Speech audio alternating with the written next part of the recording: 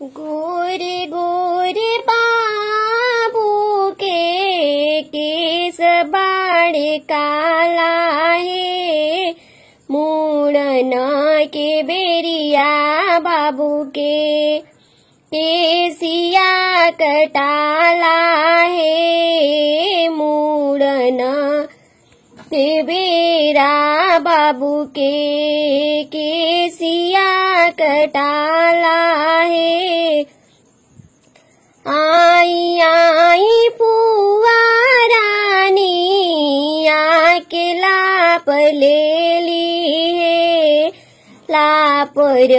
में मोहर मिली,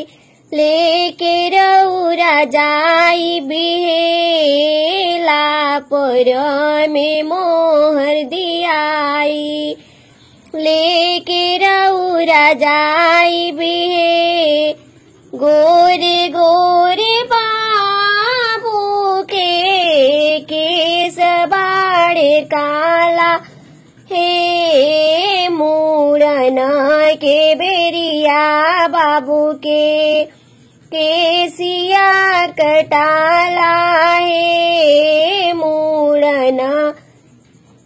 के बेरा बाबू के। आई आई दीदी रानी आके लाली मेहरवा दियाई, लेके घर जाई भी, गोरे गोरे बरुआ के केस बाड़े काला है,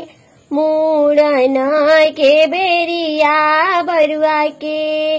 केसिया कटाला है, मुड़न